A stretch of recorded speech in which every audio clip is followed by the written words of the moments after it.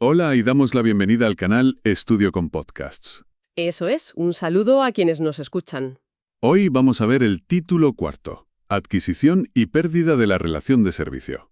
Sí, y vamos a continuar concretamente con el capítulo 1, Acceso al empleo público y adquisición de la relación de servicio. O sea, nuestro objetivo hoy es desgranar las reglas del juego. Exacto. ¿Quién y cómo se puede trabajar para la administración pública? Pues no nos enrollamos más, cortamos aquí la intro y empezamos inmediatamente con el texto legal, artículo por artículo. Venga, vamos a ello.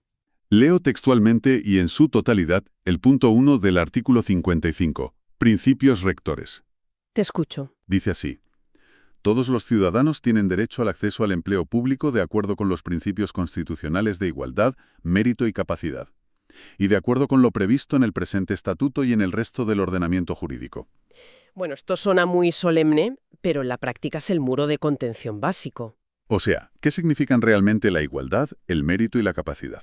Pues impiden que el Estado funcione como un cortijo primado, ¿eh? Claro, históricamente esto no era así. Totalmente. Antes los cargos se regalaban. Al exigir igualdad, la ley dice que tu origen socioeconómico no importa. Ya, y el mérito y la capacidad son los filtros reales, ¿no? Exacto. El mérito mira tu trayectoria y la capacidad se prueba con esos exámenes que todos sabemos que son durísimos. A ver, paso a leer textualmente el punto 2.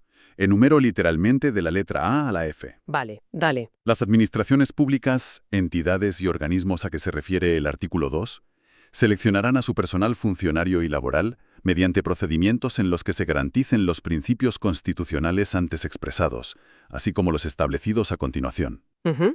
Letra A. Publicidad de las convocatorias y de sus bases. Letra B. Transparencia. Esos dos son de cajón.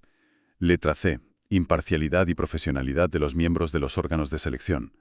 Letra D. Independencia y discrecionalidad técnica en la actuación de los órganos de selección. Ujú. Letra E.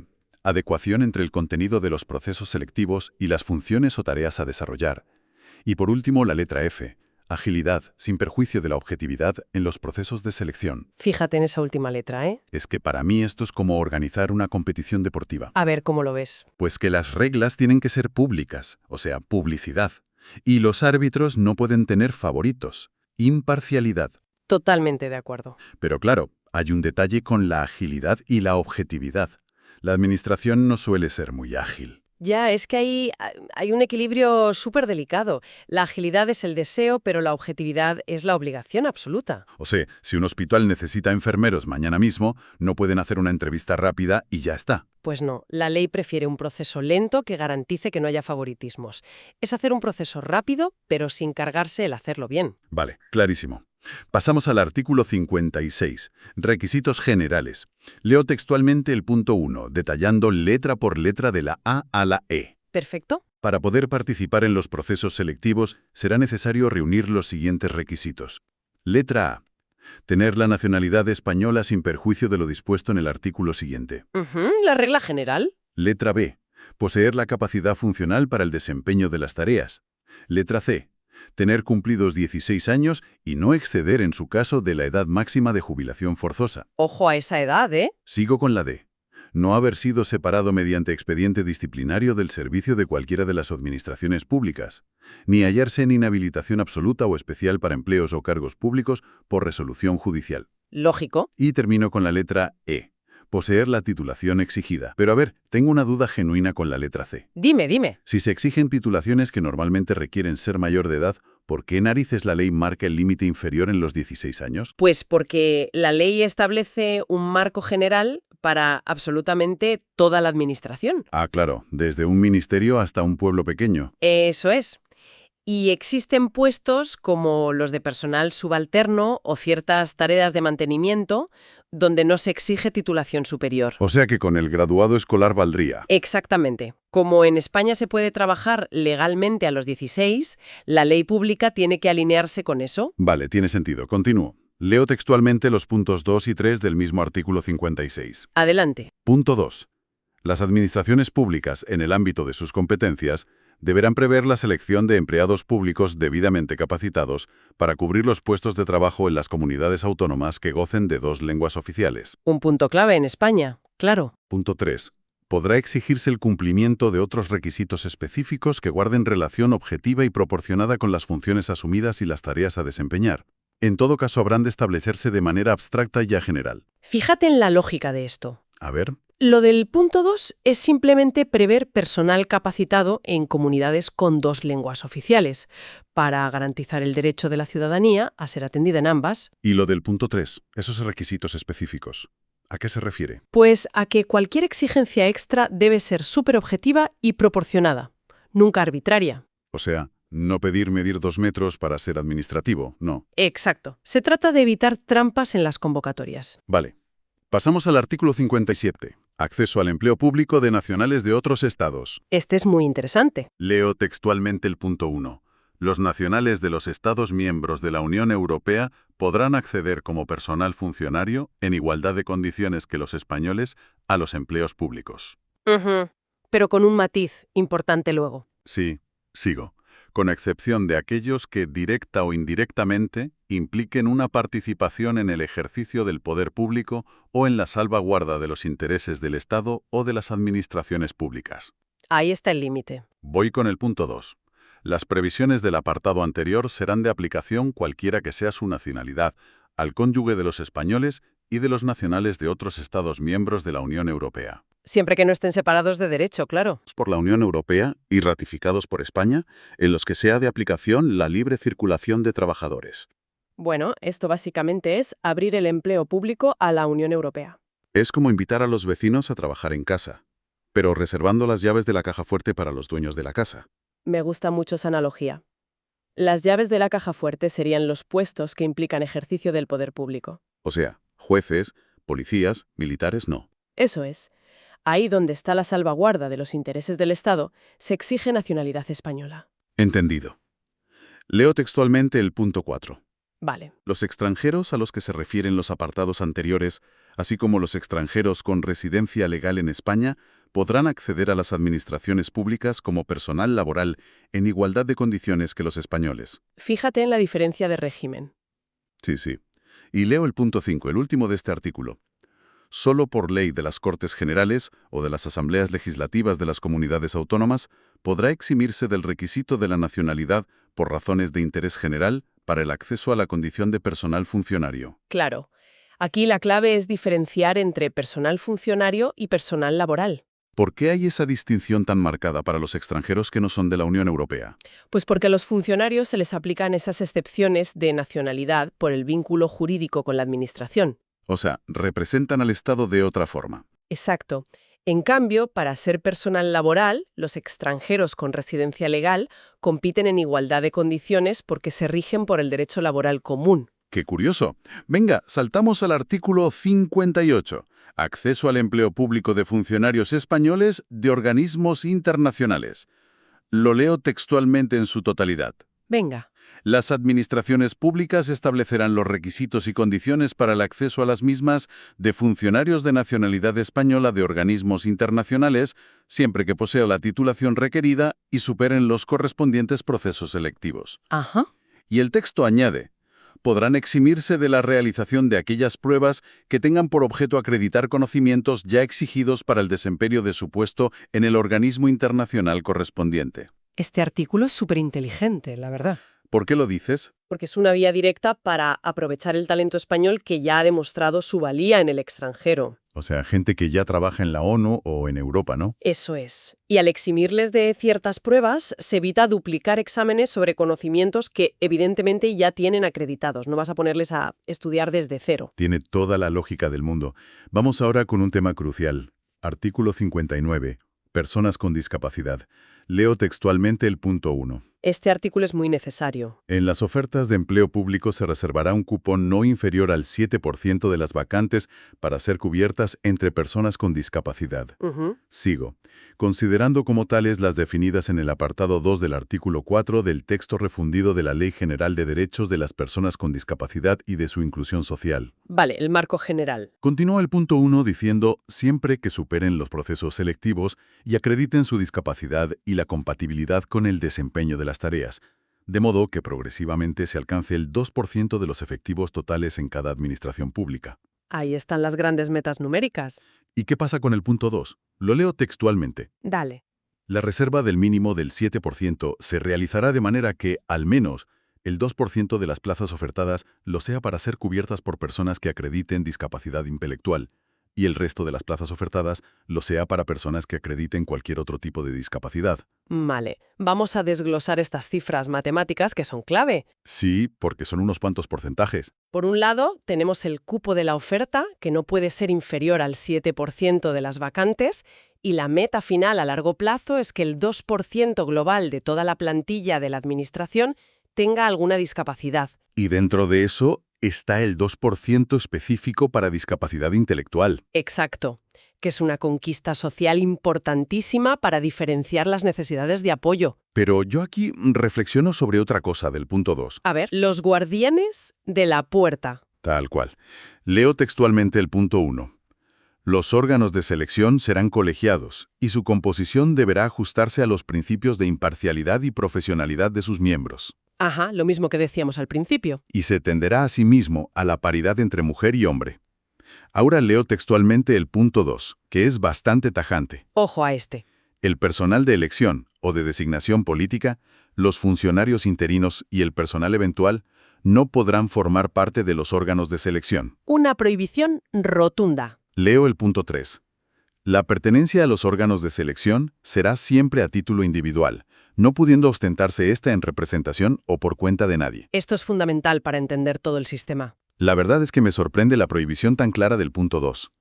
Ni políticos, ni interinos, ni eventuales en los tribunales. Es que esto conecta directamente con los principios del artículo 55. Es el blindaje definitivo contra el nepotismo o la politización. O sea, para que el político de turno no enchufe a alguien. Exacto. Se garantiza que quien evalúa es un profesional de carrera, que lo hace a título individual y que no debe favores a nadie. Vale, entiendo perfectamente el motivo. Pasamos al artículo 61, sistemas selectivos. Este es un poco más largo. Leo textualmente los puntos del 1 al 4. Te sigo. Punto 1. Los procesos selectivos tendrán carácter abierto y garantizarán la libre concurrencia, sin perjuicio de lo establecido para la promoción interna y de las medidas de discriminación positiva previstas en este estatuto. Punto 2. Los órganos de selección velarán por el cumplimiento del principio de igualdad de oportunidades entre sexos. Punto 3. Los procesos selectivos habrán de incluir, en todo caso, una o varias pruebas para determinar la capacidad de los aspirantes y establecer el orden de prelación. Aquí vienen las pruebas en sí. Sí. Sigo con el texto del punto 3. Estas podrán consistir en la comprobación de los conocimientos y la capacidad analítica de los aspirantes expresados de forma oral o escrita, en la realización de ejercicios que demuestren la posesión de habilidades y destrezas. Y hay más tipos de pruebas, claro. Sigo leyendo. En la comprobación del dominio de lenguas extranjeras y, en su caso, en la superación de pruebas físicas. Y punto 4. Las administraciones públicas podrán crear órganos especializados y permanentes para la organización de procesos selectivos, pudiéndose encomendar estas funciones al Instituto Nacional de Administración Pública. Vale, vamos a hacer una pausa aquí. Sí, porque hay variedad de pruebas posibles, ¿eh? Físicas, psicotécnicas, de idiomas. Exacto. Y lo crucial es que sea cual sea la prueba, los méritos nunca pueden decidir por sí solos el resultado de un proceso selectivo. Siempre tiene que haber una prueba de capacidad. Eso evita que te den la plaza solo por currículum, vaya. Efectivamente. Sigo leyendo textualmente. Ahora los puntos 5, 6 y 7. Vale. Punto 5. Para asegurar la objetividad y la racionalidad de los procesos selectivos, las pruebas podrán completarse con la superación de cursos, de periodos de prácticas, con la exposición curricular por los candidatos. Sigo. Con pruebas psicotécnicas o con la realización de entrevistas. Igualmente podrán exigirse reconocimientos médicos. Vale, esas son las pruebas complementarias. Punto 6. Los sistemas selectivos de funcionarios de carrera serán los de oposición y concurso-oposición, que deberán incluir, en todo caso, una o varias pruebas para determinar la capacidad de los aspirantes. Ajá, para funcionarios. Y añado el texto. Solo en virtud de ley podrá aplicarse con carácter excepcional el sistema de concurso que consistirá únicamente en la valoración de méritos. Punto 7. Los sistemas selectivos de personal laboral serán los de oposición, concurso-oposición, con las características establecidas en el apartado anterior, o concurso de valoración de méritos. Aquí es donde diferenciamos claramente. Sí, ¿cuál es la diferencia exacta entre ambos? Pues que para los funcionarios la norma general obligatoria es la oposición o el concurso-oposición. La ley solo permite el concurso puro de méritos de forma muy excepcional. Pero para el personal laboral sí se admite el concurso de méritos. Exacto. Esa es la gran diferencia operativa entre ambos regímenes. Interesante. Vamos con el último punto de este artículo, el punto 8. Lo leo textualmente. Adelante, que esto resuelve muchos problemas. Los órganos de selección no podrán proponer el acceso a la condición de funcionario de un número superior de aprobados al de plazas convocadas, excepto cuando así lo prevea la propia convocatoria. Ajá. Sigo leyendo. No obstante lo anterior, siempre que los órganos de selección hayan propuesto el nombramiento de igual número de aspirantes que el de plazas convocadas y con el fin de asegurar la cobertura de las mismas. Atentos ahora. Cuando se produzcan renuncias de los aspirantes seleccionados antes de su nombramiento o toma de posesión, el órgano convocante podrá requerir del órgano de selección relación complementaria de los aspirantes que sigan a los propuestos para su posible nombramiento como funcionarios de carrera. Es que esto es un salvavidas brutal. Yo aquí te planteo una situación práctica. ¿Qué pasa si alguien aprueba, consigue la plaza y de repente decide no tomar el puesto? ¿Se pierde la plaza? Antiguamente sí, y era un drama administrativo. Se perdía tiempo y dinero. Madre mía, qué desastre. Pues sí. Por eso el texto soluciona esto con la famosa relación complementaria. Si el número 1 renuncia, llaman automáticamente al siguiente aspirante de la lista que se había quedado a las puertas. Asegurando así que se cubran las vacantes de forma eficiente. Totalmente. Es puro sentido práctico. Y llegamos a la meta. Artículo 62. Adquisición de la condición de funcionario de carrera. Leo textualmente el punto 1, letras de la A a la D y el punto 2. Venga, el último empujón. Punto 1. La condición de funcionario de carrera se adquiere por el cumplimiento sucesivo de los siguientes requisitos. Letra A. Superación del proceso selectivo. Letra B. Nombramiento por el órgano o autoridad competente, que será publicado en el diario oficial correspondiente. Letra C. Acto de acatamiento de la Constitución y, en su caso, del Estatuto de Autonomía correspondiente y del resto del ordenamiento jurídico. Letra D. Toma de posesión dentro del plazo que se establezca. Vale, esos son los pasos obligatorios. Y ahora leo textualmente el punto 2. A efectos de lo dispuesto en el apartado 1, letra B, no podrán ser funcionarios y quedarán sin efecto las actuaciones relativas a quienes no acrediten, una vez superado el proceso selectivo, que reúnen los requisitos y condiciones exigidos en la convocatoria. Ojo con esto último, ¿eh? A ver, es que yo uso una metáfora para este cierre. Aprobar el examen es solo ganar la carrera. Exacto. Pero para subir al podio de verdad hace falta el nombramiento, acatar la Constitución y finalmente tomar posesión. Es que todo ese esfuerzo de años estudiando queda en absolutamente nada si al final no acreditas los requisitos del punto 2. O sea, si se te olvida un papel, adiós plaza. Si no puedes demostrar lo que se te exigía en la convocatoria, por mucho que hayas sacado un 10, pierdes la condición. Así de estricto es. Ostras. Bueno, pues hemos visto todo el bloque. Para ir cerrando, ¿cómo resumirías todo esto? Pues mira, en resumen, todo este conjunto de artículos que hemos desgranado construye un verdadero muro de contención contra la arbitrariedad. Es súper garantista. Muchísimo. Asegura que el acceso a la función pública sea un proceso estructurado, limpio y donde prime el mérito y la capacidad real, no los enchufes. Pues yo quiero dejar un pensamiento provocador final para quienes están al otro lado escuchando. A ver, dispárale. Hemos visto que la puerta de entrada, todo este proceso para seleccionar a quienes gestionan lo público, es milimétricamente riguroso y detalladísimo. Desde luego que lo es. Entonces, si el sistema invierte tanto esfuerzo en esto, ¿cómo debería reflejarse ese nivel de exigencia en la calidad de los servicios que la ciudadanía recibe a diario? Y más aún, ¿es la puerta de salida igual de rigurosa cuando el rendimiento de un funcionario no es el esperado? Esa es una pregunta fundamental que da para otro debate enorme, ¿eh? Ahí lo dejamos para que la audiencia le dé vueltas. Me parece perfecto. Pues hasta aquí llegamos hoy. Ha sido un placer. Nos despedimos animando efusivamente a que la gente se suscriba al canal Estudio con Podcasts. Eso es, suscribíos para no perderos nada. Seguiremos con más exploraciones detalladas del temario muy pronto. Hasta la próxima.